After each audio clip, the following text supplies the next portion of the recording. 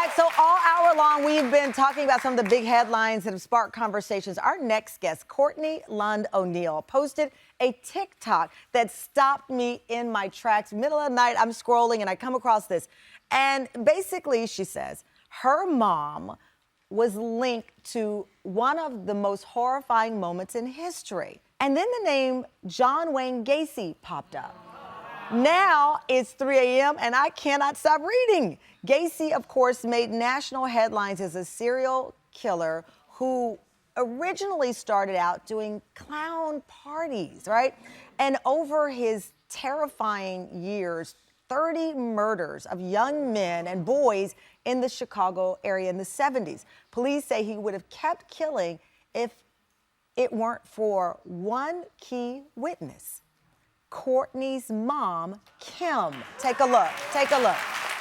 It was December 11th, 1978 in Des Plaines, Illinois. She was working a regular shift at Nissan Pharmacy, a pharmacy that sold regular pharmacy things like a Rite Aid or CVS. A man came in that night and he was a contractor as well as a serial killer. And he was making a plan to remodel the store. But at the end of the shift, he invited one of her coworkers outside and said, "Hey, I can pay you double what you make at this pharmacy.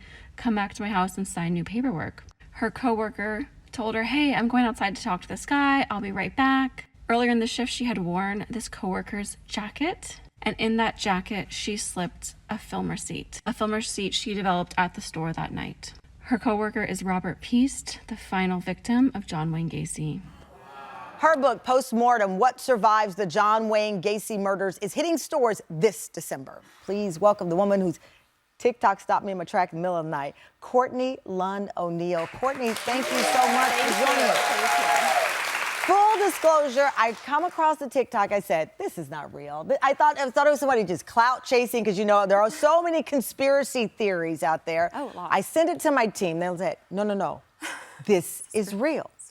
In fact, you have your mother's diary entries from the day her friend went missing from work. Your mom wrote in her diary later that day when her coworker, which you described, Rob, was there. She said, "Today was an absolutely miserable day. He never came back to the store. He never went home. Rob would never run away. He had no reason to. And this guy Gacy claims he never talked to Rob." She had a feeling that day. And as you said, she put a receipt in Rob's pocket. That receipt. Yeah, that receipt was found in Gacy's house. So even when Gacy was saying, "I never talked to this guy named Rob," this 17-year-old girl doesn't know what she's talking about. But that receipt with her name on it proved that Rob was there.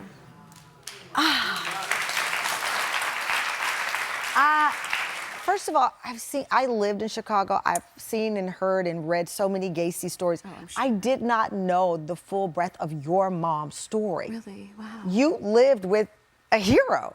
I mean, no, but he would have kept killing. I know, yeah. And she was a kid. She was a kid, 17. 17. You know, she's just trying to prepare, like, she just went to homecoming. She's thinking about where she's gonna go to college. She's just a regular 17-year-old girl. Did she say what made her know, like, I'm gonna put this receipt in?